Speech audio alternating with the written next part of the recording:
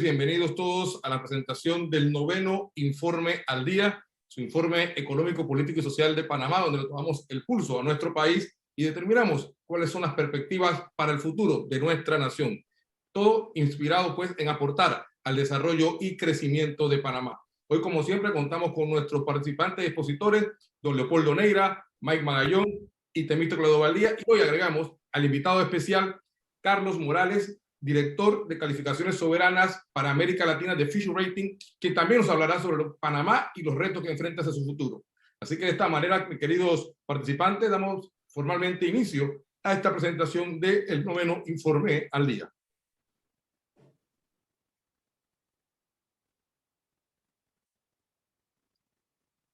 Antes de iniciar, reiterarles que este programa llega a ustedes gracias a ECO y a Agencia de Noticias de Panamá. De igual manera, vamos a explicar un poco la metodología de nuestro evento. El informe se presentará de la siguiente manera. Cada expositor tendrá 12 minutos para su presentación. Al final de todas las presentaciones se abrirá un periodo de preguntas y respuestas por el chat de la plataforma y el moderador las formulará a los panelistas. Las personas que deseen la presentación pueden escribirnos al correo noticiasanpanama@anpanama.com. El escenario, vamos a describirlo un poco cómo nos encontramos en este momento en Panamá. En lo económico, sigue la reactivación económica en los diferentes sectores de la economía. Gobierno y sector privado discuten en una mesa de trabajo las medidas de reactivación económica. Se prevé despidos en el sector público para el mes de junio. Se acerca el fin de la moratoria bancaria. El cobre se convierte en el dinamizador de la economía. Panamá recibe propuesta para reactivar la actividad en minera Petaquilla con una fuerte inversión. La DGI implementará a partir de junio la factura electrónica con el fin de mejorar las recaudaciones de impuestos. Panamá firma su segundo tramo de préstamo con el BID por $150 millones para apoyar a las BIPYMES, y el sector de generación eléctrica está envuelto en una crisis ante salida de plantas térmicas y disputas por contratos no cumplidos de nuevas empresas generadoras a base de gas que pudiesen tener su incidencia en el mercado eléctrico nacional. En el ámbito sanitario, las cifras del COVID en Panamá manejan un leve repunte, en especial en las provincias de Chiriquí, Veraguas y Coclé, Se aplican medidas de restricción de movilidad en esas provincias. Casi 1 millón de panameños ya se han puesto la vacuna. Panamá cierra su frontera terrestre y marítima con Colombia por el COVID-19. En lo político, escándalo en la lotería profundiza las disputas internas en el oficialista Molirena. El PRD también está en pugna interna por el control del partido. Partidos y grupos organizados avanzan su objetivo de la constituyente. Este es el escenario que hoy nos tiene el país, y sobre lo cual vamos a presentar nuestro noveno informe. Para ello damos la palabra para que inicie a don Leopoldo Neira, presidente de la firma encuestadora Dichter & Neira. Don Leopoldo. Muchas gracias a todos, muchas gracias Orlando. Para mí siempre es un placer estar con ustedes. Me corresponde mirar a través de un marco en lo que es la parte sanitaria económica, que yo llamo aspectos visibles, y algo sobre el impacto de la pandemia en la sociedad y en el aspecto político, que digamos aspectos menos visibles de la pandemia. En primer lugar, para hacer un pequeño resumen, y si quiere pasamos a la primera lámina. Panamá adoptó una serie de medidas en la parte sanitaria, en la cual el confinamiento fue tal vez uno de los más difíciles y más firmes de todo el continente y posiblemente también del mundo. Recordemos que solamente hospitales, supermercados, farmacias o aquellas industrias relacionadas con la cadena alimentaria eran las que estuvieron abiertas. Después vino una serie de situaciones en las cuales el gobierno se manejó a través de dar permisos que fueron abusados y que en cierta medida no fueron manejadas como inicialmente se habían proyectado. Retrotrayéndonos a este aspecto, la vacuna fue traída a Panamá hace justamente 4 meses y días, y el Ministerio de Salud pues, empezó con 12.840, de las cuales, pues, como bien dice Orlando, ya estamos cerca de las 1.000 vacunas administradas.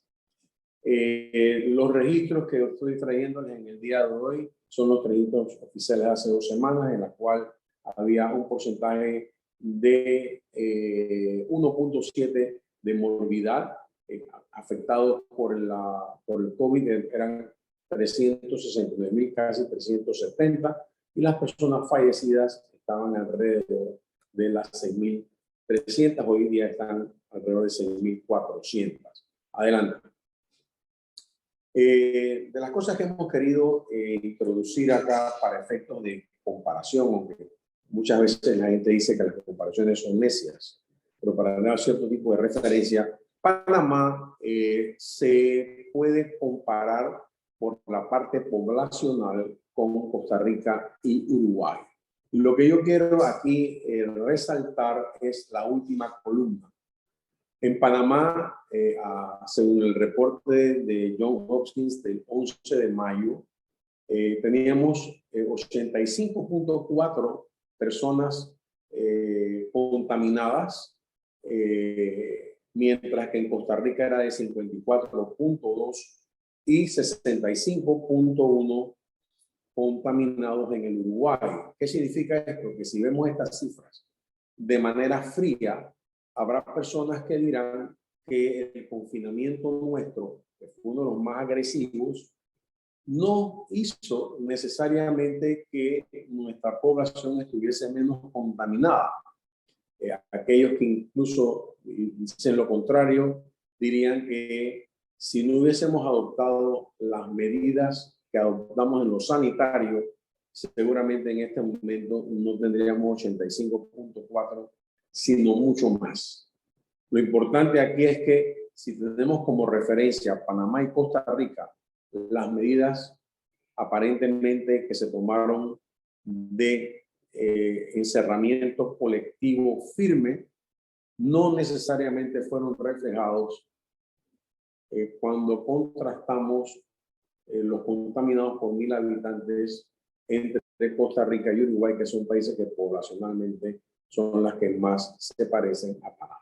La siguiente lámina, quiero mostrarles los procesos de vacunación como complemento del aspecto de carácter sanitario.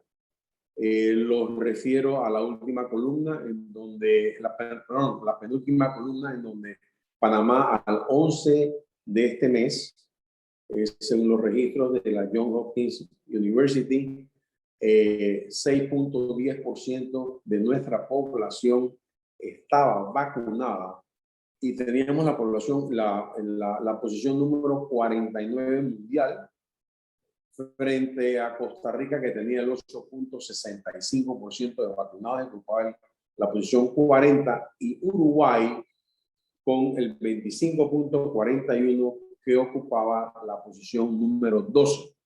Johns Hopkins maneja alrededor de 150 países, pero todos somos conscientes de que hay países que por efectos especiales no reportan cifras. Lo cierto es que a nivel global la posición de Panamá en cuanto a vacunación es bastante favorable.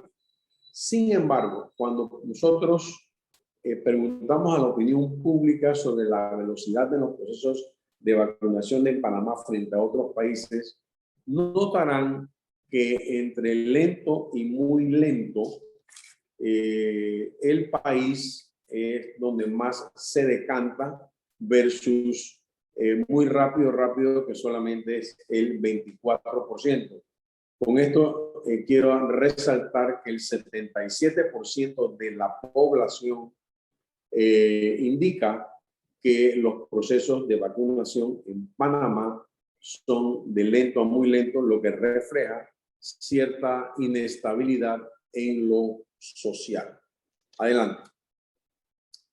Si comenzar ahora a tocar ciertos aspectos de carácter económico, lo primero que resalta es que Panamá se contrajo alrededor de 18 a 18.5% en su Producto Interno Bruto, lo que representó una disminución de 14.000 millones de balboas.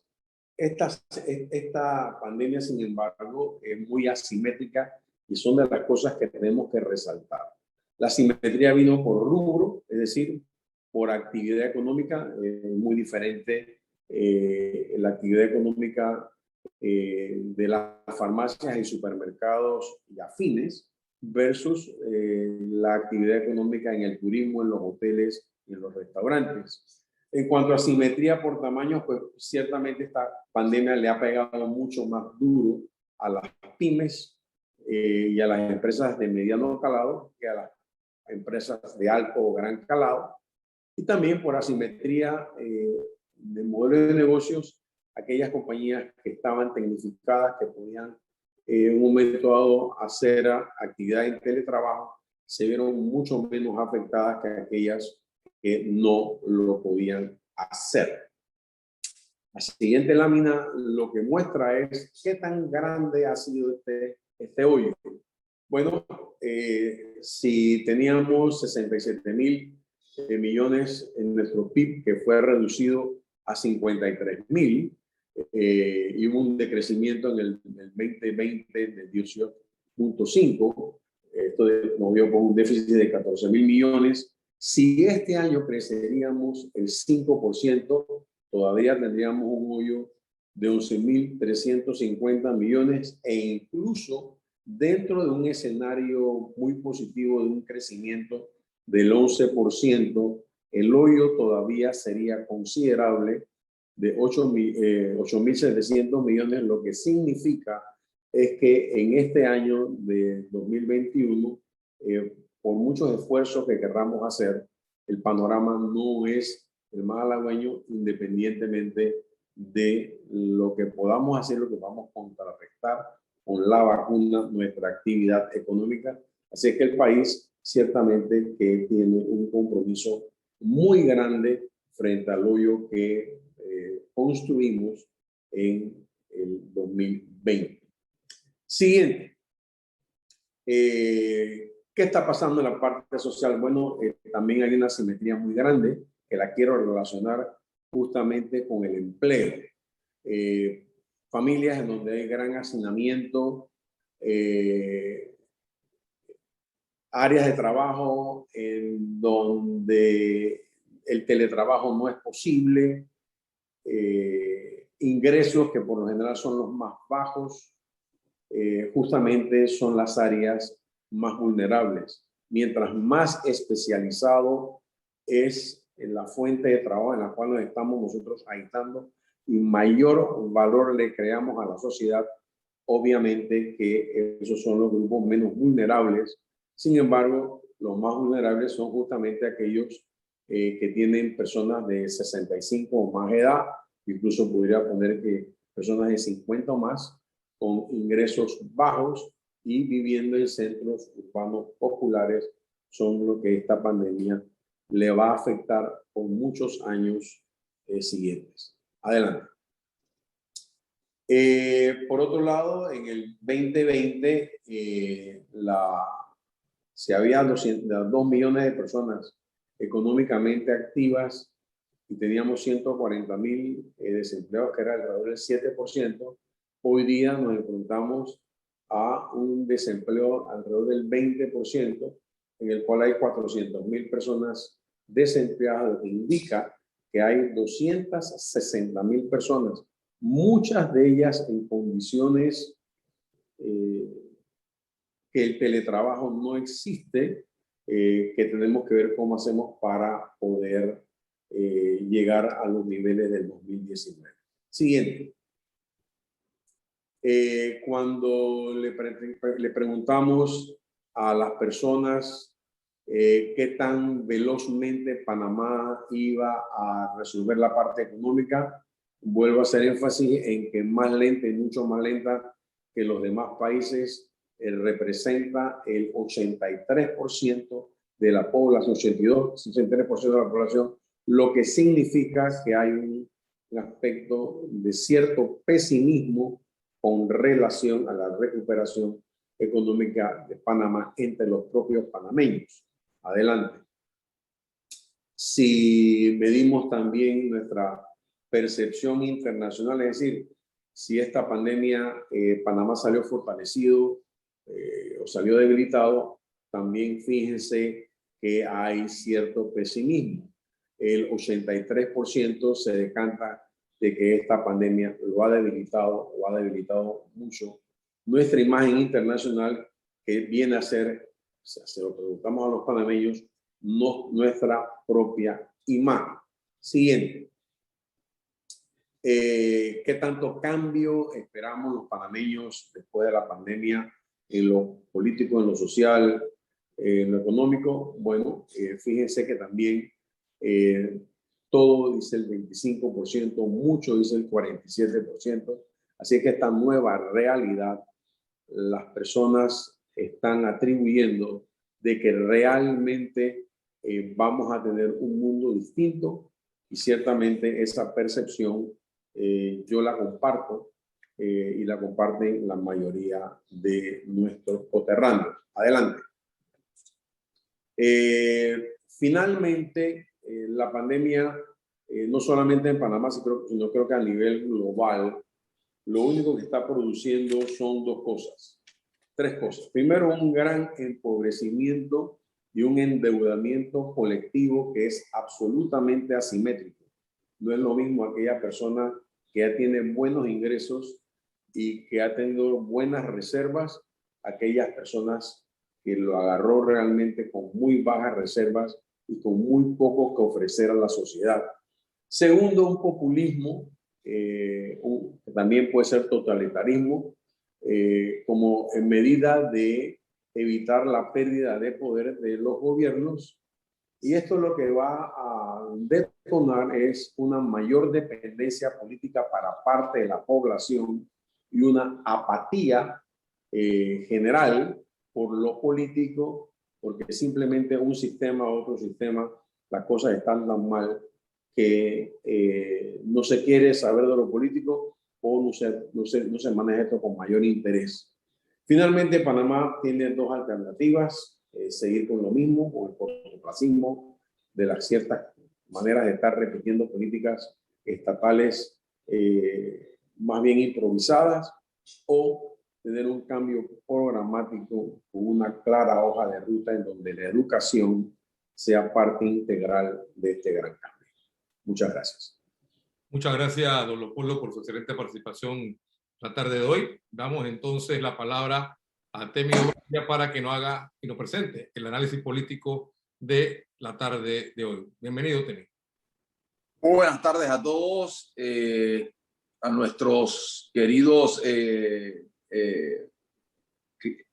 clientes, amigos, amigas que siempre nos escuchan por aquí, a los panelistas. Vamos a ser breve porque tenemos un invitado desde Nueva York que nos va a dar más luces sobre los retos y el futuro económico de nuestro país. Hoy vamos a hablar sobre el clima político, cuáles son los pronósticos para el resto del año. Entonces vamos a empezar con los pronósticos negativos. Desafortunadamente son más los negativos que los positivos, pero bueno, ese es el país que tenemos y tenemos que analizarlo desde la perspectiva de nuestra realidad. Los negativos: seguiremos con los señalamientos de corrupción en el Estado. Desafortunadamente, acabamos de ver de escuchar y ver por todos los noticieros del país el gran escándalo de corrupción de la lotería. Esto no acaba y todo indica, por la misma conformación del gobierno, por la experiencia que hemos estado teniendo en estos 2 años de gobierno, prácticamente que ya van a cumplirse los 2 años, es que parte de la realidad que vamos a vivir los panameños hasta el fin del gobierno es que van a haber señalamientos de corrupción todos los meses y a veces, por no decir, hasta semanalmente. Posible fracaso del diálogo bicentenario, se vence en el mes de noviembre. Realmente no estoy viendo indicios claros de que ese diálogo va a tener un final feliz y de que además de eso pueda ser realmente positivo para el futuro del país y un gobierno que creo yo que no está realmente comprometido con el mismo. Sin embargo, veremos los resultados, pero en este momento lo pongo en la óptica negativa, porque no estoy viendo un compromiso real de parte de las autoridades para llevar adelante cambios significativos en la estructura del Estado. No habrá soluciones al problema financiero y administrativo de la Caja de Seguro Social. Todavía no hay las personas llamadas a dialogar y a resolver o plantear propuestas con respecto a la problemática del seguro social, no hay nada concreto, hay muchas diferencias y todo indica que terminado el año 2021 no tendremos una propuesta clara, contundente y sometida a la discusión del país y, por supuesto, en algún momento a la aprobación del país para ver si realmente solucionamos los problemas de raíz de la Caja del Seguro Social, que no solamente son financieros, administrativos y de autonomía, que es básico para que esa institución salga adelante. Se agrava la crisis interna dentro del PRD.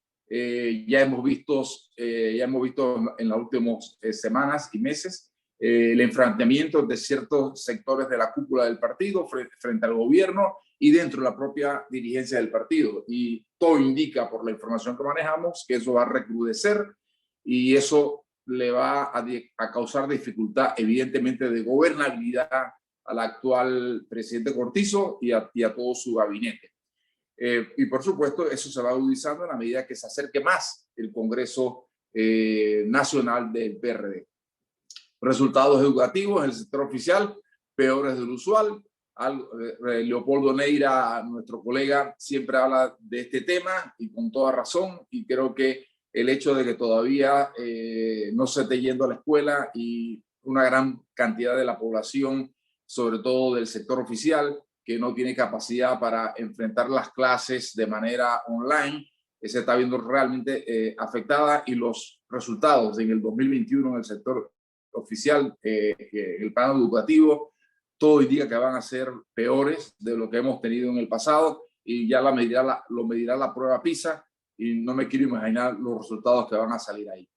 Concesión del Estado bajo la lupa de la transparencia, siguen estando ahí, sobre todo las concesiones mineras, aunque ahí sí hay una gran expectativa desde el punto de vista de la inversión y de lo que va a generar en riqueza para el país, pero están bajo la lupa de la transparencia, si realmente va a ser una concesión que va a respetar los intereses de la población, a respetar los intereses del país, y especialmente el tema que tiene que ver con la concesión del puerto aquí en el Pacífico, que maneja actualmente Panamá Port, y tenemos que ver exactamente cuál va a ser ese resultado, pero esas concesiones están bajo la lupa de todos nosotros los panameños, y esperamos, por la información que manejamos, que no van a ser muy transparentes, y esperamos que ojalá nos equivoquemos en ese tema. Expectativa conservadora en la reducción del desempleo, ya lo ha hablado un poco Leopoldo, y ahora nuestro colega Magallón va a hacer mucho más énfasis en el tema y con mucho más detalle, pero todo indica, y ya lo mencionó Leopoldo, se espera que haya un crecimiento económico del 11% y que haya una recuperación del PIB de entre el 12 y 13%, según lo que han dicho organizaciones internacionales. Sin embargo, la reducción del desempleo es un tema y es un reto para todos los panameños, especialmente para el gobierno y el sector privado. Y es un reto porque el teletrabajo ha cambiado muchísimo la forma de manejar las empresas, y los que más afecta son aquellos definitivamente que no están preparados para en la parte tecnológica para manejar el empleo desde su casa, lo cual es una nueva realidad y hay que acomodarse a ella, pero eso va a generar seguramente, y está generando desempleo, y mucha gente no va a poder incorporarse a un empleo formal, producto de que no tiene las herramientas necesarias para poder cumplir con eso. Mayor cantidad de inmigrantes viniendo al país, eso lo esperamos también. Estamos viendo el conflicto que hay en Colombia, ya yo sé que hay sectores colombianos de capa media profesional y capa alta viniendo a Panamá, y eso va a aumentar, y probablemente después vendrán más inmigrantes de los sectores más populares de Colombia, porque el conflicto colombiano parece que no va a ser fácil de solucionar en el corto plazo, y por lo tanto, si le añadimos el conflicto colombiano, inmigrando más gente a nuestro país, más lo que sucede en Venezuela, más lo que está sucediendo en los países centroamericanos, ya que hay una buena cantidad de inmigrantes de nacionalidad nicaragüense, hondureña, venezolana y tradicionalmente dominicana y colombiana, creo que eso se va a aumentar. Y eso es un tema que tenemos que los panameños y especialmente las autoridades establecer un plan para ver cómo solucionamos ese tema, porque ese es un tema muy serio para el país, especialmente en un país que no está en este momento en su mejor momento, producto de la crisis del coronavirus. Definición de los programas sociales a los sectores vulnerables por la crisis del COVID-19. Creo que ahí el gobierno va a tener que enfrentar prontamente qué va a hacer con una vez la economía del país se vaya recuperando. Dice que cada vez que a la población se le da algún tipo de beneficio social, es casi imposible quitárselos porque precisamente la gente los toma como que esos son para largo plazo. Y aquí hay dos temas con relación al COVID, las bolsas de comida y los $100 mensuales que se le entrega a los sectores más vulnerables del país. Tendrá que haber una definición probablemente este mismo año, al final del año, de lo que esos programas sociales, la continuidad o no hacia el 2022. Y eso va a ser un tema de discusión nacional y un tema donde el gobierno va a tener que realmente definir con pantalones largos esa parte de esos programas sociales que actualmente tiene para la población, producto de la crisis del coronavirus. Vuelvo y repito. Aumento de la planilla estatal por intereses políticos, la hemos visto crecer fuertemente, más de 6.000 personas solamente durante el año 2021. La información que manejo es que por intereses políticos en ciertas áreas van a seguir creciendo nombramientos políticos por intereses políticos y personales de algunos de las autoridades actualmente en el poder, lo cual es lamentable en un país que la planilla estatal ha aumentado año a año y en muchos sectores inflados por lo que llamamos popularmente como botellas, pero en un país que bajo las actuales circunstancias no se puede permitir seguir creciendo la planilla estatal porque el Estado no está en su mejor momento para eso. Seguirá aumentando la deuda pública, precisamente lo abordaba también el amigo Neira. Acaban de pedirme un buen empréstito y todo indica que la planilla estatal va a seguir, el aumento de la deuda externa pública, la deuda pública panameña va a seguir creciendo, lo cual es un aspecto muy negativo. Ya hemos superado los 36.000 millones de dólares y este gobierno ya se ha endeudado en cerca de 8.000 millones de dólares y todo indica que no vamos a parar en esa parte. Y si siguen aumentando los nombramientos en el sector estatal, por supuesto, ¿cómo se mantiene eso si el Estado no está recuperando suficientes impuestos? Bueno, endeudándose nuevamente sobre la base de empréstitos a instituciones internacionales de crédito, lo cual es también negativo y por eso lo pongo entre los pronósticos negativos para el país. Agitación social promovida por las organizaciones sociales, obviamente al haber un desempleo alto, al estar en discusión temas nacionales como reformas a las cajas del Seguro Social y los sectores sociales aspirando a mejores condiciones de vida, obviamente la agitación social va a aumentar y la hemos visto durante este año, no a grandes proporciones, pero sí ha habido agitación social focalizada especialmente en la ciudad capital y pensamos que no va a bajar, por el contrario, van a subir y a la medida que pasen los años y el gobierno se va desgastando más, esa agitación social promovida especialmente por las organizaciones sindicales va a aumentar. Siguiente, vamos a los pronósticos positivos, que son menos que los pronósticos negativos, pero dentro del contexto actual que estamos viviendo, creo que hay que destacar cosas positivas. Crecimiento económico con respecto al 2020 y recuperación del PIB. Creo que habíamos escuchado economistas hablar que este año también íbamos a seguir decreciendo y es buena noticia que organismos internacionales y economistas nacionales, y ahora Mike Magallón nos hablará más de esto, es positivo que se está hablando de una recuperación de crecimiento económico entre el 10 y el 11% y una recuperación del PIB entre el 12 y el 13%. Creo que eso es positivo para el país. Muchos pensábamos que podía ser peor, lo cual gracias a Dios no va a ser así. Eso dentro del contexto actual creo que es una noticia positiva. Llamamiento a juicios de corrupción por los escándalos de Blue Apple, Odebrecht y otros. será un gran reto para la justicia y la institucionalidad democrática, porque este es un país que todos sabemos que la justicia prácticamente no funciona. Es un reto de la institucionalidad democrática, especialmente aquella que tiene que ver con la justicia. Hablo del Ministerio Público y de la Corte Suprema de Justicia.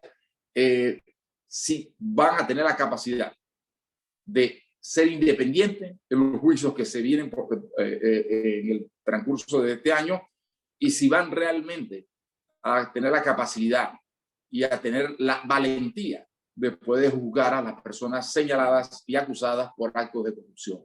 Y ahí nos jugamos gran parte de nuestro futuro en estos juicios, porque si los corruptos de cuello blanco, de saco y corbata, pagan sus actos de corrupción como lo paga cualquier panameño de los sectores más vulnerables del país, entonces tenemos un país que hacia el futuro la gente va a ver con esperanza. Pero si la justicia vuelve a fallar y la gente con capacidad económica que ha cometido actos de corrupción sale libre, nuestro futuro será negativo y evidentemente nos afectará mucho en el plano de las inversiones, en el plano de la economía, porque un país sin justicia es un país sin futuro. También vamos a ver en el plano positivo, lo pongo yo, la extradición de los hermanos Martinelli a los Estados Unidos. Ya hemos visto que ya prácticamente uno de los hermanos ya se ha, a pesar de todos los recursos que han puesto los abogados de los hermanos Martinelli en Guatemala, ya uno ha sido ya autorizado para la extradición. Es cuestión de papeleos y de los trámites que eso significa, así que probablemente en los siguientes 2 o 3 meses veremos ya esa extradición y eso va a tener consecuencias jurídicas y políticas en Panamá. Porque si estos hermanos Martinelli son juzgados y encontrados culpables en los Estados Unidos, eso tiene una directa repercusión en la justicia panameña. Si en Panamá la gente que está siendo juzgada por los mismos delitos que los hermanos Martinelli salen libres, entonces la credibilidad de las justicias va a seguir en el piso y afectando negativamente al país en su credibilidad internacional. Así que, y además de esto, vamos a ver lo que dicen los hermanos Martinelli en los Estados Unidos, que va a afectar y puede involucrar a otros panameños que envueltos en escándalos de corrupción. Y vamos a ver lo que las autoridades norteamericanas van a hacer con esas personas señaladas por actos de corrupción. Pero muy importante volver a que Panamá ya ha hecho llamamiento a juicio en estos 2 grandes escándalos de Blue Apple y Odebrecht, y ahí no estamos jugando el futuro en los próximos meses, en este año. Vamos a ver si no nos equivocamos y lo veo como positivo. El solo hecho de que se haya llamado a juicio ya es positivo. Ahora la justicia tiene el papel en sus manos. Mayor parte de la población vacunada. ¿Sí? Me quedan 2 minutos. Perfecto. Mayor parte de la población vacunada para la inmunidad de rebaño. Esperamos, y lo pongo como positivo, que terminando el año 2021 tengamos 2/3 partes de la población vacunada para que se produzca la inmunidad de rebaño, y creo que es un aspecto positivo. Tiene que haber más celeridad y más organización, pero creemos que se puede lograr. Más vigilancia mediática en el proceso de una constituyente. Creo que hay más sectores sumándose a la constituyente, los nuevos sectores uniéndose por esa constituyente y buscando comunidad de criterios y comunidad de puntos de vista que nos lleven a un criterio unificado para una constituyente. Y aquí hay que ver la postura del Tribunal Electoral, quien no se muestra muy positivo en cuanto al tema de contabilidad, firmas y lo demás, porque ya el otro año ya ellos comienzan el proceso de organizar las próximas elecciones, y veremos ahí cuál será esa postura, que no se ve por el momento muy positiva. Lo que veo positivo es más grupos sumándose a la solicitud de una constituyente.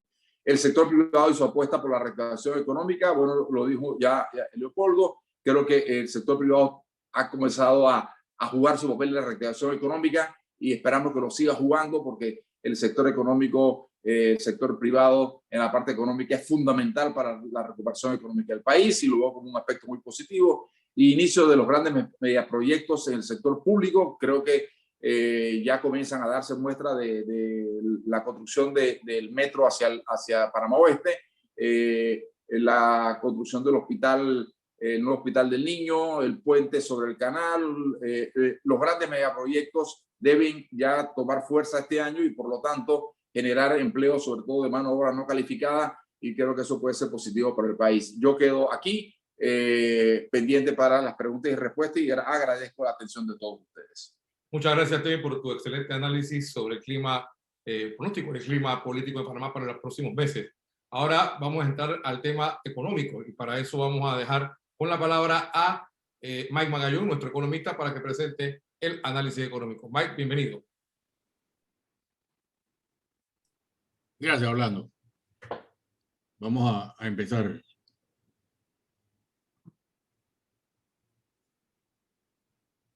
Ok. Uno de los temas más importantes que se están dando a nivel mundial, no solo en Panamá, es la inflación. La inflación está trastocando todas las economías. Hay digamos que es una inflación de rebote por ahí, pero también esta inflación tiene una génesis que es de nuevo el combustible. El combustible de nuevo está repunta por diferentes motivos y como siempre lo he dicho, el combustible aquí en Panamá, que se nota en el sector transporte medido aquí en el IPC, es el que mueve la inflación del país. Como lo podemos ver en esta gráfica, que la gráfica gris es la que muestra el sector transporte, que en los últimos meses ha venido subiendo y lo más probable es que ella suba un poco más, por lo menos por los meses de ahora del verano de los Estados Unidos y Europa. ¿Okay? Alimentos se ve bien, que ese es el otro, el cosa se ha mantenido un poquito flat, pero bueno, ahí vamos. ¿Por qué bajó la inflación? Bueno, porque no había demanda, obviamente. Ahora viene un rebote, porque ahora ya hay un poquito más de demanda, la gente se está comprando los artículos, lo poco que había aquí en el país se está ya acabando, el que no ha podido comprar por diferentes motivos, no ha podido reemplazar su inventario, han tenido que subir los precios, lo que también los fletes, sobre todo los de China, están ya 5 veces lo que estaban anteriormente y eso va a traer cambios radicales y si encuentras, ¿cómo se llama? Un contenedor para traer eso a Panamá. Así que todas estas cosas van a sopesar muchísimo. Así que China pudiera ser un problema para todas las economías del mundo, así que hay que buscar otros suplidores donde llegar. Han pasado diferentes cosas en el combustible, por ejemplo que Rusia y los árabes se pusieron de acuerdo, también cuando hubo el problema del Colonial Pipeline hace como 2 semanas en los Estados Unidos, que toda la parte este de los Estados Unidos subió los precios, así que mientras tanto, si nosotros vemos el IPC por rubros, estamos viendo que sí hay un movimiento, ya un repunte en los precios en casi todos los rubros. Hay unos que no se mueven tanto, pero si ven el 2014 y lo comparan con el 2021 en IPC, por ejemplo, en bebidas es un ¿cómo se llama? Indicador que se ha movido muchísimo. Por alimentos no se ha movido nada. Vestimenta ha decrecido. Servicios públicos ha decrecido y ahí nos vamos con el transporte. Ese es el que más ha pegado porque había caído durante la pandemia, en el 20 cayó, pero volvió a subir, ahora está repuntando de nuevo y va a repuntar un poquito más. Comunicaciones se ha mantenido, recreación ha bajado, obviamente, porque no hay demanda. Educación, ese es otro que ha subido bastante. Hoteles y restaurantes, aunque ustedes no lo crean, se han mantenido. Y ahí nos vamos.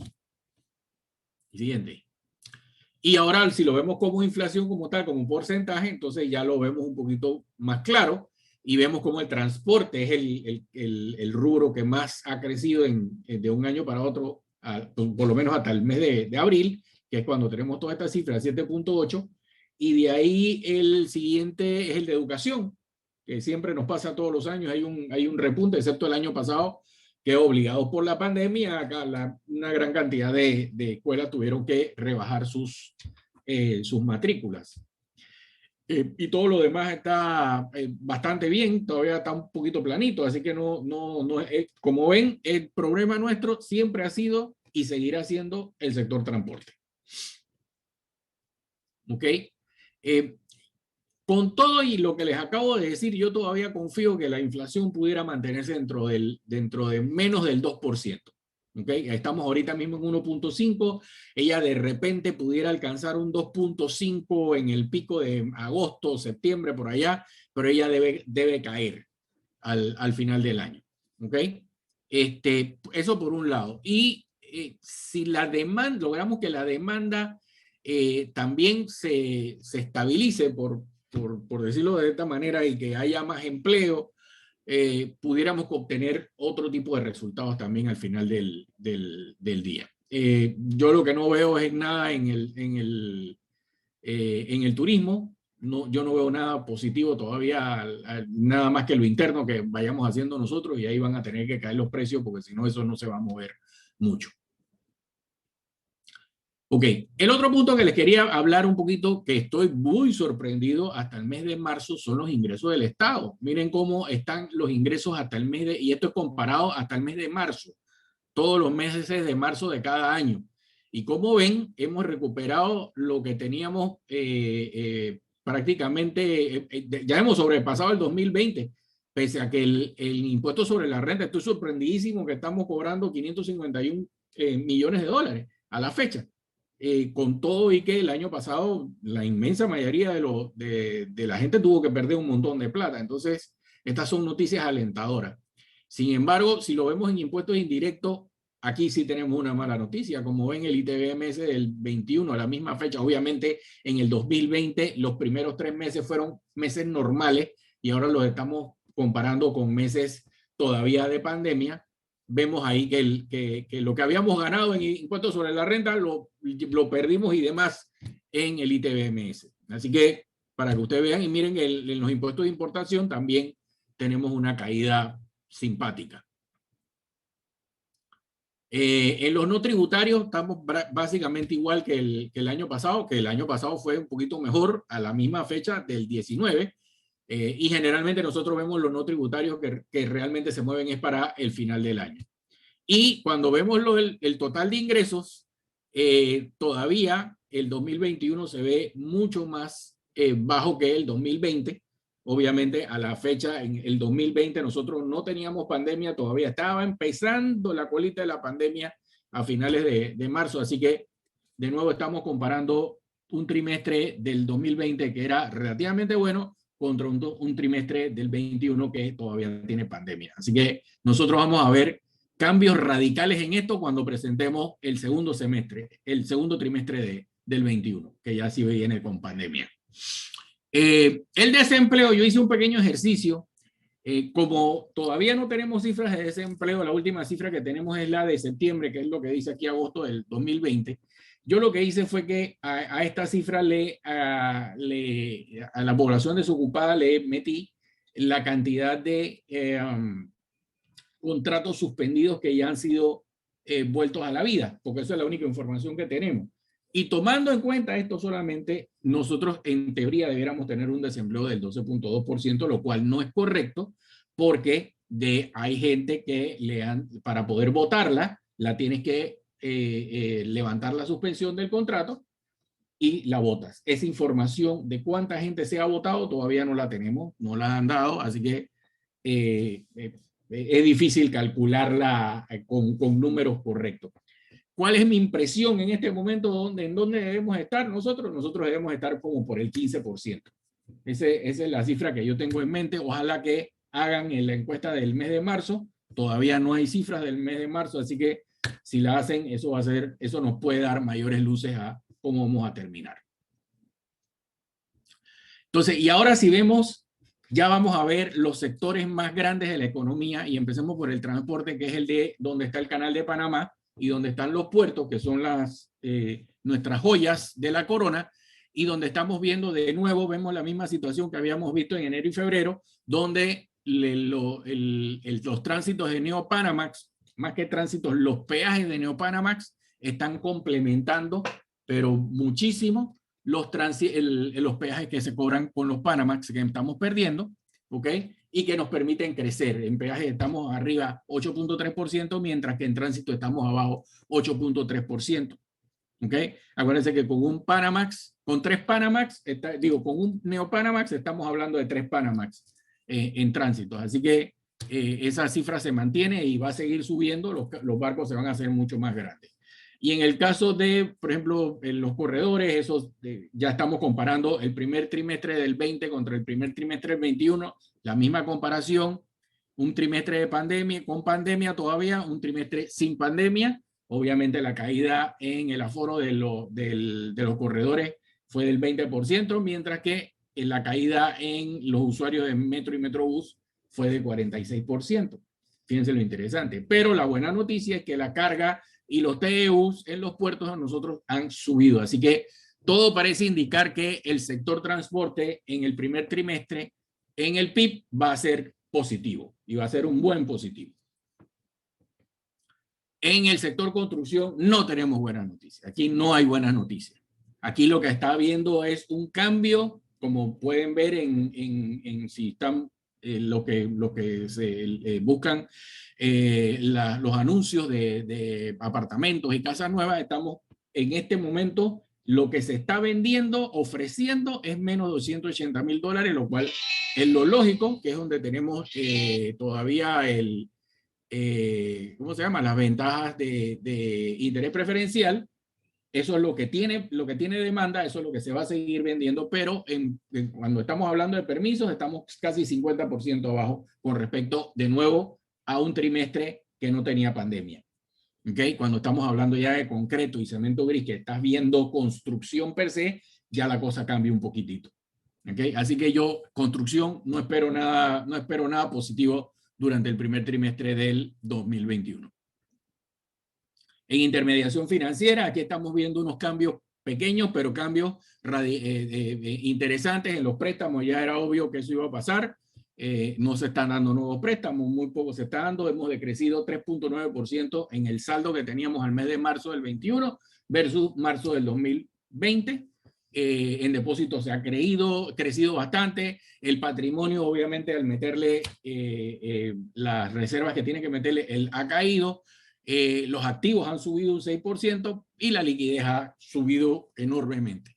El mercado de valores se mantiene en el mismo nivel prácticamente que el año pasado, 6% por encima. Ese es un sector que ha hecho las cosas bien, han reestructurado todas las emisiones de manera tal de que los emisores puedan hacerle frente a lo que ellos se habían puesto de acuerdo con sus bonohabientes. Así que ahí se han hecho cosas muy buenas. Y miren lo interesante de seguros, las primas de seguro, que solamente han caído 1.5%, lo cual también me parece que es bueno.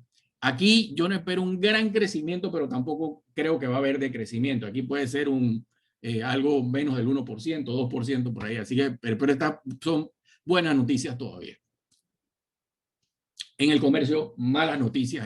Aquí sí nos estamos viendo y obviamente nada más con ver el ITBMS nos damos cuenta de que esto está catastrófico. Sin embargo, Zona Libre de Colón ha mostrado un cambio, se han empezado a importar ya más cosas, o sea, las exportaciones, eso es cobre, esa diferencia de un año para otro es cobre nada más, es cobre, 100% cobre. Se están vendiendo carros, acuérdense que los primeros 2 meses no se vendieron carros porque estábamos todavía de nuevo en cuarentena, entonces ahora que salimos de cuarentena se empezaron a vender los carros a un mejor ritmo. Para el segundo trimestre, yo espero esto va a ser muchísimo mejor. Se puede empezar a mover más. Y si ves, las ventas de gasolina y diésel siguen por debajo todavía. Así que este sector lo veo todavía en negativo en el primer trimestre. En manufactura, si vemos buenas noticias en ciertas cosas, hay otras que no se ven bien, pero en general pareciera que nos vamos a recuperar también. De nuevo estamos comparando un primer trimestre con pandemia contra un primer trimestre sin pandemia. No tenemos cifras de azúcar, no sé por cuál razón el INEC todavía no ha dado cifras de azúcar, que eso nos pudiera dar otro pantallazo adicional. Así que, pero fíjense en gaseosas cómo está, la cerveza, la caída es pequeñísima y toda bebida alcohólica tiene un pequeño repunte. Así que vamos a ver, pero la avícola, que es un sector grande dentro de la producción, se ve que está un poquito caído. Ahora, ¿cómo vemos el 21? Bueno, aquí les saqué una tablita de qué es lo que estaba viendo a nivel internacional. Toda esta gente empezó con 5%, 4% al principio eran los pronósticos de Panamá. Mi pronóstico desde el año pasado era de 10.1, todavía lo mantengo, estoy esperando la primera cifra del primer trimestre para ver si voy a cambiar mi pronóstico, pero pareciera que nosotros pudiéramos terminar arriba del 12% este año. Pareciera. A mí uno de los que más me llamó la atención fue el cambio de The Economist, porque es un cambio radical. The Economist siempre nos maltrata cada vez que habla sobre Panamá. No entiendo por qué, pero el MEF se ha mantenido un poquito, ¿cómo se llama? Cauteloso con un 9%. Generalmente el MEF siempre tiene un poquito por encima. Así que bueno, y CEPAL todavía no ha cambiado. CEPAL va a cambiar, pero la región se sigue manteniendo entre 3.5 a 5%. Es obvio que nosotros vamos a ser el país de la región que más va a crecer, de acuerdo a todos los pronósticos que tenemos en el área. ¿Ok? Ya entonces les muestro aquí cómo yo veo el primer trimestre del 2021. Esta es mi proyección, donde yo todavía, ya, como estamos comparando de nuevo un primer trimestre de pandemia del 21 y un primer trimestre sin pandemia en el 20, yo todavía veo una caída del 13%, que pudiera ser, en el mejor de los casos, un menos 10. ¿Okay? Ojalá fuera un menos 10. Pero hay cosas que sí me gustan, hay cosas que todavía hay que trabajar, pero ahí vamos. Tiempo. Excelente, Mike, por tu presentación de la tarde de hoy, muy completa. Vamos entonces, Mike, a darle paso a nuestro director de fondo, que es Carlos Morales, director de calificaciones soberanas de Fitch Rating para América Latina, quien nos va a desarrollar el tema de Panamá y sus retos. Carlos, bienvenido, el escenario es suyo. Muchas gracias, un placer estar aquí con ustedes y muchas gracias por la invitación.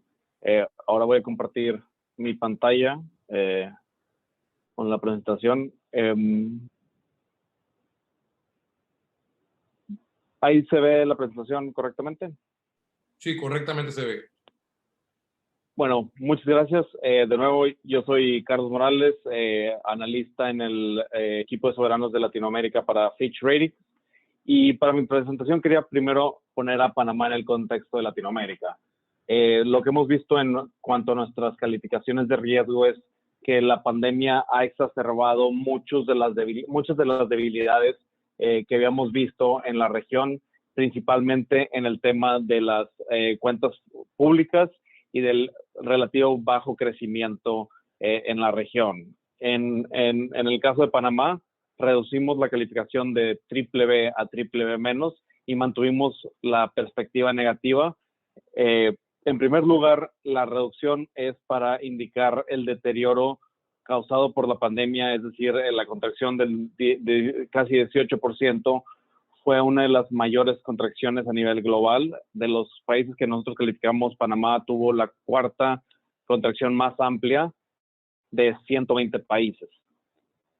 En segundo lugar, esto causó que un aumento del déficit fiscal a 10% y un aumento de la deuda pública del 41% a más allá del 60%.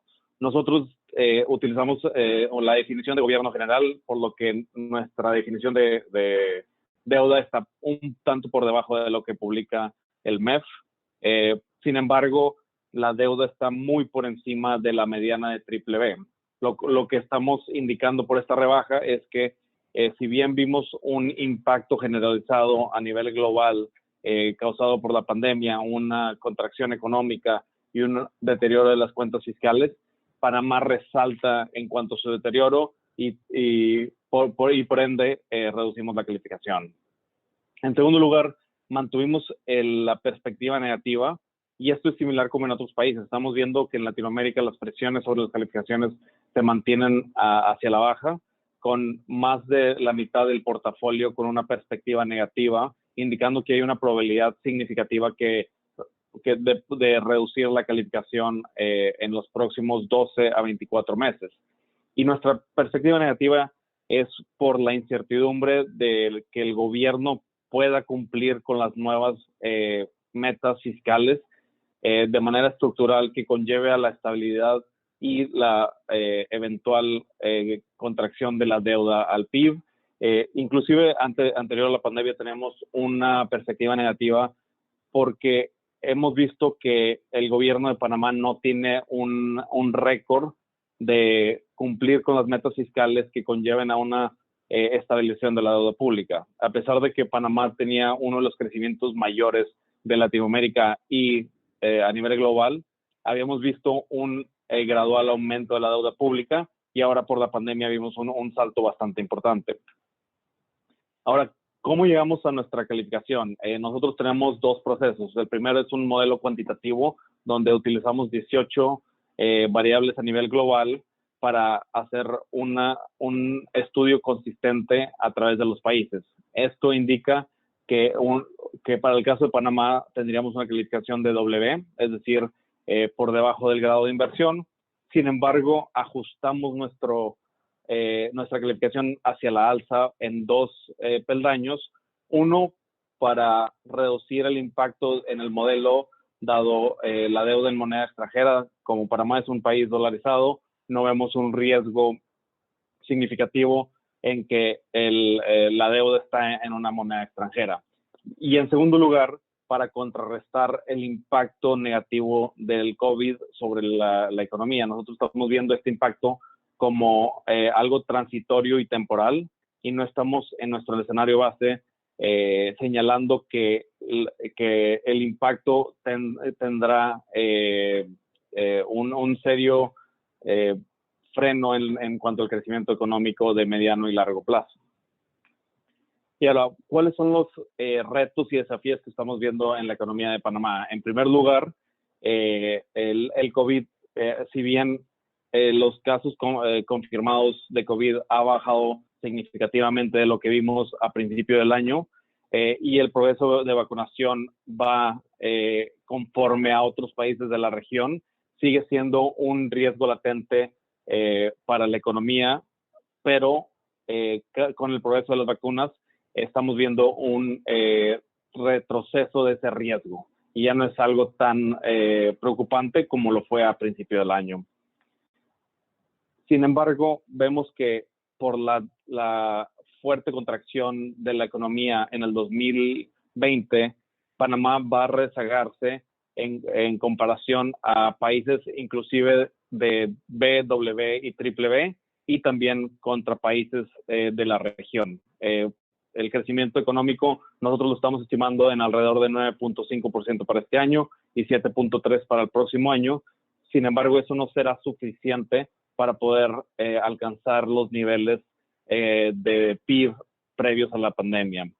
Y otra cosa que nos preocupa es que aún antes de la pandemia habíamos visto un deterioro del crecimiento económico. Ya no hemos visto el crecimiento en mayor a 5% que habíamos visto al principio de la década, sino una desaceleración en torno al 3 o 4%. Esto un poco por la sobreoferta en el sector construcción y el comercio impactado por mayores niveles de desempleo. Y nuestra expectativa es que el crecimiento de mediano y largo plazo estará más en torno entre 3 y 4% y no los altos crecimientos que habíamos visto en la década pasada. Y bueno, aquí un poco seguimos viendo que en el corto plazo siguen habiendo desafíos para la recuperación económica.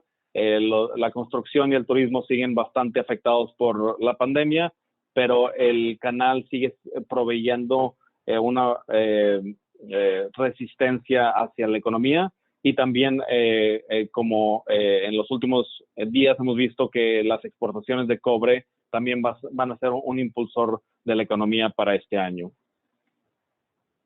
Ahora, el mayor reto que vemos en cuanto a Panamá es sobre la reducción del déficit fiscal y el cumplimiento con las metas fiscales.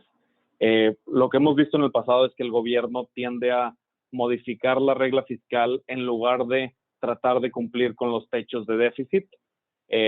Y en este momento nuestro escenario base es que el gobierno podrá cumplir la meta para el 2021, pero esto va a ser mucho por el efecto rebote y el efecto cíclico de la recuperación económica que estamos viendo, Sin embargo, tenemos dudas en cuanto a la capacidad de cumplimiento más allá del 2021, una vez que termine la recuperación económica y la recuperación en ciclo, dada la contracción del 2020. Y encima de esto no vemos un esfuerzo estructural del gobierno por aumentar los ingresos públicos o reducir los gastos que de manera sostenible reduzcan los déficits fiscales y conduzcan a una estabilización de la deuda pública.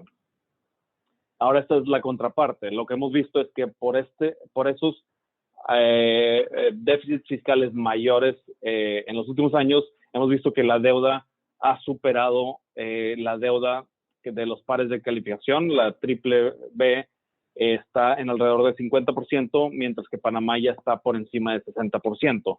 Y algo más preocupante es cuando analizamos la deuda como porcentaje de los ingresos. Si bien antes de la pandemia Panamá estaba alrededor de la mediana, en comparación del PIB, cuando se compara con los ingresos públicos, esto estaba muy por encima de la mediana y ahora está casi al doble de la mediana de los BBB, lo cual señala una mayor restricción en el espacio fiscal que tiene el gobierno. Y bueno, aquí un poco para contextualizar ese riesgo que nosotros habíamos estado viendo inclusive antes de la pandemia, es que los ingresos del gobierno no han tenido el mismo dinamismo que el crecimiento económico. Dada la composición de los impuestos del gobierno, los ingresos han aumentado muy por debajo del crecimiento del PIB nominal, lo que hace que los ingresos a PIB han tenido una tendencia hacia la baja durante los últimos 10 años y esperamos que el gobierno va a tener importantes desafíos para poder aumentar la recolección de impuestos a futuro. Y esto también se ve cuando comparamos los intereses que el gobierno paga por la deuda pública en comparación con los ingresos públicos. Esto ha ido en un aumento gradual antes de la pandemia, pero ahora dio un salto importante a raíz de la contracción de los ingresos. Y esto lo que indica es que el gobierno cada vez tiene mayor restricción presupuestaria para gastar en cosas que podrían fomentar el crecimiento económico y tiene que gastar más recursos en el pago de su deuda pública. Y bueno, un poco para terminar, nosotros hicimos nuestra revisión el 3 de febrero del 2021, donde reducimos la calificación a BBB- y mantuvimos la perspectiva negativa. Nosotros generalmente revisamos la calificación una vez al año y nuestras perspectivas duran entre 12 a 24 meses. Es decir que durante este periodo estaremos enfocándonos en los desafíos tanto económicos como fiscales para tomar nuestra decisión si mantener la calificación en BBB- o un eventual downgrade de la calificación. Y los principales, el enfoque que vamos a estar viendo en cuanto a qué podría mover la calificación es primero en la implementación de medidas para reducir el déficit fiscal de manera que sea consistente con la estabilización de la deuda del gobierno, que esto incluye mejoras en la recaudación tributaria o una reforma para mejorar la posición financiera en el sistema de pensiones y una recuperación económica más rápido de lo que habíamos esperado y evidencia de que la pandemia no ha tenido cicatrices en la actividad económica y no tenga mayor repercusión a futuro. La contraparte sería el por qué podríamos reducir la calificación, y esto es la falta de una consolidación fiscal creíble de mediano y largo plazo y evidencia de un mayor impacto del coronavirus sobre el crecimiento económico. Y con esto termino mi presentación. Muchas gracias y cualquier pregunta estoy a la orden. Muchas gracias, Carlos, por tu presentación de la tarde de hoy, muy interesante. Bueno, dicho esto, vamos entonces a abrir el periodo de preguntas y respuestas. Y recuerden que pueden enviarlas por la pestaña de preguntas y respuestas para que las mismas sean respondidas por nuestros panelistas de la tarde de hoy. Vamos a iniciar con la primera pregunta que hace Jaime Rivas. ¿Es posible que la moratoria bancaria sea ampliada más allá del 30 de junio para evitar una masiva ejecución de embargos de viviendas y demás bienes financiados por la Banca Nacional? Esto con la finalidad de dejar sin vivienda a gran número de la población económicamente activa que se encuentra actualmente vacante y proteger al sector construcción, especialmente en proyectos de vivienda y su consecuencia en este importante elemento dinamizador de la economía. Esta pregunta es para Mike Magallón. Sí, lo más probable es que el gobierno se vaya a tener que recomendar que se siga la moratoria, ¿no?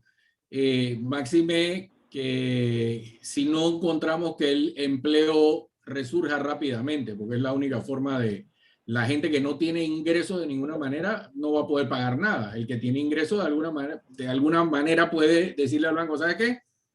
Yo te pago lo que puedo pagarte, pero dale, pues no hay problema. Pero el que no puede, el que no tiene ingresos no puede hacer esto. Entonces, esa es la gente que se va a ver afectada. Pero fuera de diciembre de este año, eso sí yo no lo veo ya factible. Ok, muchas gracias. La siguiente pregunta es para Temi Valdía. Temi, quisiéramos que nos analizaras cuál es la situación que enfrenta hoy, no se mencionó, el partido Cambio Democrático, que además del Molirena y el PRD, también está en una pugna interna por el control del partido.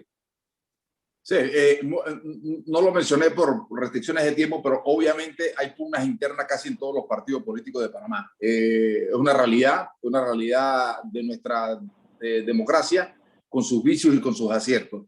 El Partido Cambio Democrático, como todos saben, es liderado por el ex candidato presidencial Rómulo Rux y fue apoyado para subir al poder, para subir a la presidencia de este partido por la más visible de las diputadas del Cambio Democrático, como es la diputada de Capira, Yanine Lábrego, quien fue la que hizo posible que el señor Rómulo Rux llegara a la presidencia de ese partido. Ahora se habla de un acuerdo tras bastidores entre la señora Yanine Lábrego y Ricardo Martinelli con la finalidad de quitarle el partido a Rómulo Rux. Sin embargo, sé que hay sectores tratando de impedir que eso no solamente los sectores que apoyan a Rómulo Rux, sino además sectores de otros partidos políticos tratando de pedirle a la señora Yanine Lábrego que no le entregue el partido a la señora Yanine Lábrego. Pero ¿qué está en el fondo de todo esto? Es muy posible que Ricardo Martinelli sea condenado por alguno de estos juicios que se realizarán durante este año y pueda ser impedido de correr en las próximas elecciones.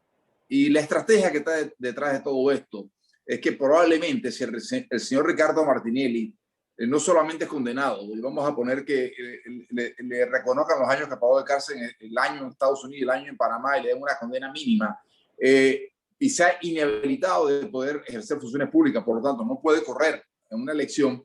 Hay una jugada ahí de que la actual diputada Zulay Rodríguez pueda ser la candidata presidencial del partido realizando metas. Hay que ver cómo se comportan las primarias dentro del PRD en su momento con Gaby Carrizo y Zulay Rodríguez, pero puede ser una candidata que puede ser de realizando metas el partido que acaba de inscribir Ricardo Martinelli y a la vez yendo como vicepresidenta de Yanine Lábrego por el partido Cambio Democrático si logran quitar el partido a Rómulo Rux. Eso es lo que está pasando en este momento. Veremos finalmente qué pasa, pero sí hay mucha tela cortándose en este momento subterráneamente. No se ve, hay jugadas políticas de todo tipo, pero mucho va a depender, y aquí termino, de qué es lo que pase en el tema de la justicia con Ricardo Martinelli y las acusaciones que tiene en el caso Uapel, en el caso de Odebrecht y otros casos adicionales donde se están llamando a juicio y donde tendrá que enfrentar la justicia a la revisión del caso de la escucha telefónica que tiene que ser revisado nuevamente por el Pleno de la Corte Suprema de Justicia, y vamos a ver qué termina pasando ahí. Y no descarto además que una vez los hijos sean extraditados a los Estados Unidos, como siempre he dicho, los gringos siempre van por el pez más gordo, y en este caso, si los hijos son encontrados culpables, el pez gordo es el papá. Entonces vamos a ver qué termina pasando, y eso va a influir definitivamente en el panorama político hacia el 2024. Gracias, Temi. La siguiente pregunta es para Carlos. ¿Se puede decir que el uso del dólar evitó la pérdida del grado de inversión de Panamá al momento del análisis hecho por Fitch? Bueno, no necesariamente, porque ese ajuste que teníamos al alza por la dolarización de Panamá ya lo teníamos desde hace muchos años. Lo que hemos visto es que la calificación se ha deteriorado en cuanto al modelo que utilizamos. Antes estaba en triple B, ya pasó de triple B a doble B. y para evitar mayor reducción de la calificación, aumentamos un peldaño por el crecimiento económico, y ese es respaldado por nuestra expectativa de que el crecimiento, bueno, la contracción económica sea temporal. Entonces, el peldaño positivo de la dolarización es algo más estructural, mientras que el peldaño económico será más temporal. Gracias. La siguiente pregunta es para don Leopoldo Neira. Don Leopoldo, ¿qué ve usted como analista y sociólogo a futuro en materia del clima político, social y económico de Panamá? Yo pienso que Panamá tiene un reto muy grande, y ese reto es tratar de que la sociedad sea menos dispareja y asimétrica como es. La única medida que nosotros realmente tenemos para que esta asimetría se logre disminuir es que los panameños fijemos como meta no solamente reestructurar la educación, sino simplemente buscar nuevas vías dentro de la educación para, más que reestructurarla, redefinirla. La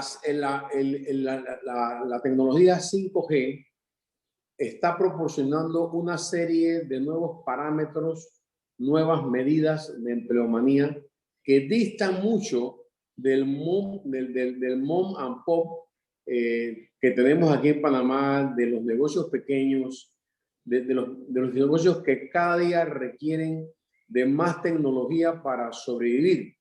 Y la producción de muchachos que salen de la escuela secundaria en este momento, no solamente por las pruebas PISA, nos está dejando muy mal, sino que a un mundo en donde las cosas están cambiando de una manera vertiginosa, en donde la inteligencia artificial tiene un papel que jugar, en donde la Internet de las cosas cada vez hace que la tecnología tenga un resurgimiento como lo ha tenido, se requiere que el país realmente replantee el tema educativo como única medida para que el país logre avanzar en lo político, en lo social y por ende en lo económico.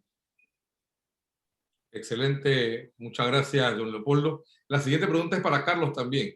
¿Considera Fish que Panamá debe entrar en una reforma tributaria para aumentar sus ingresos? Bueno, nosotros no damos recomendaciones de política económica, entonces preferiría evitar decir si es necesario o no. Sin embargo, lo que nosotros vemos es que los ingresos tributarios han ido a la baja por ya muchos años. Entonces, las medidas son importantes para poder mantener estable el ingreso, la razón ingreso a PIB. Y esto es posible en mejora de la reducción de la evasión tributaria, mejora en la recaudación impositiva o una reforma tributaria. Eso sería algo positivo para la calificación de Panamá. Sin embargo, nosotros no damos recomendaciones o decimos qué requeriría el gobierno para poder mejorar el nivel de calificación y el nivel de recaudación tributaria. Ok, muchas gracias, Carlos. La siguiente pregunta es para Mike. Dice, ¿menos de $300,000 se puede invertir en Panamá, o en qué es bueno invertir en estos momentos de crisis para ayudar a reactivar la economía? Bueno, hablar de un sector como tal es bien difícil, porque todo va a depender de qué negocio tú quieras poner y qué diferenciación le vas a poner. Por ejemplo, así como se han cerrado restaurantes, se han abierto restaurantes nuevos en Panamá, los cuales se han reinventado, tienen una diferenciación total, están, por ejemplo, aprovechando que el tema de que sean al aire libre, cosas como esas le han funcionado a un par de restaurantes nuevos que se han establecido en Panamá en plena pandemia, ¿no?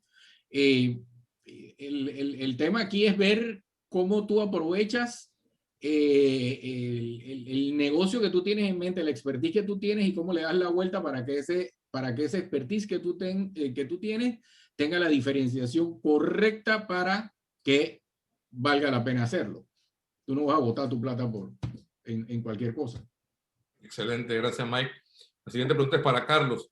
tres elementos que usted identificaría como elementos claves para que Panamá pueda evitar un mayor deterioro de sus indicadores económicos.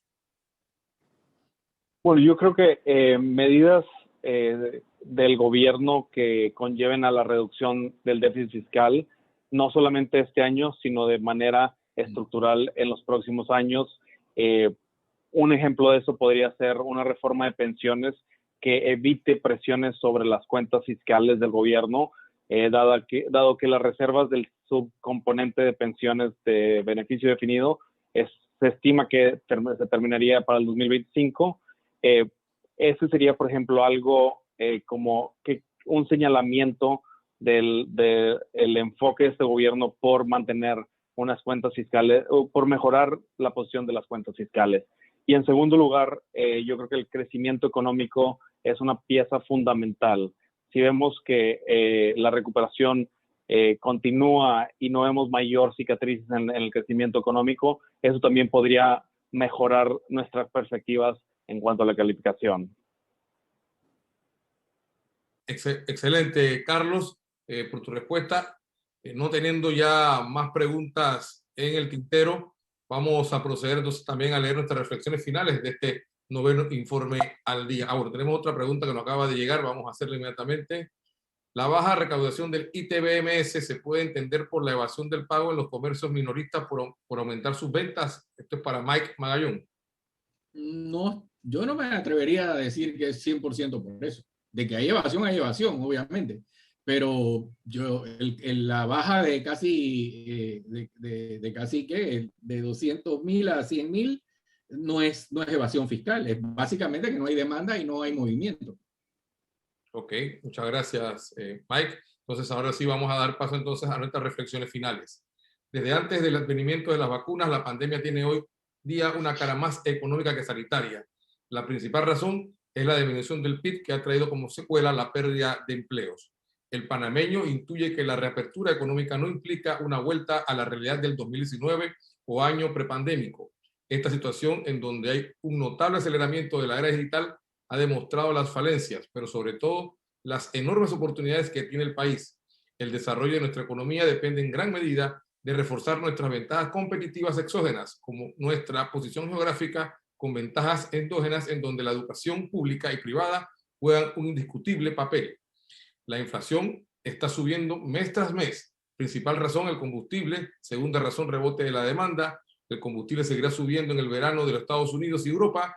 La demanda seguirá subiendo, pero la inflación se mantendrá por debajo del 2% al final del año. No tenemos cifra de desempleo, pero la activación de contratos nos da algo de esperanza, además del movimiento comercial del primer trimestre del menos 12%. Cifras preliminares buenas para transporte, manufactura, se mantiene intermediación financiera, no se recorta el comercio ni la construcción. El PIB del primer trimestre debe ser de menos 14% por lo menos. Por otro lado, los juicios venideros por caso de corrupción serán un gran reto para todos los panameños, especialmente para la Corte Suprema de Justicia y el Ministerio Público, donde se definirá en gran medida el futuro del país, en lo positivo y lo negativo. Seguir aumentando la planilla estatal con propósitos políticos, al igual que el aumento de la deuda pública, es una apuesta muy peligrosa que hipotecará al presente y futuras generaciones. La crisis social, política y económica en Colombia, al igual que en Venezuela y en general en toda la región, despiertan preocupación por las consecuencias que pueden tener para nuestro país, aumento de inmigrantes y soliviantar la paz social que tenemos los panameños. Estamos a tiempo de elaborar un plan estratégico para evitarlo. Estas sí son nuestras reflexiones finales de este noveno informe al día, agradeciéndoles a todos su participación en este importante foro donde hemos analizado la situación de Panamá y hemos escuchado de mano de un analista internacional cuáles son los retos que tiene Panamá para mantener su crecimiento y mejorar su rendimiento económico. De nuestra parte, muchas gracias a todos ustedes y que pasen una muy buena tarde. Hasta pronto. Saludos.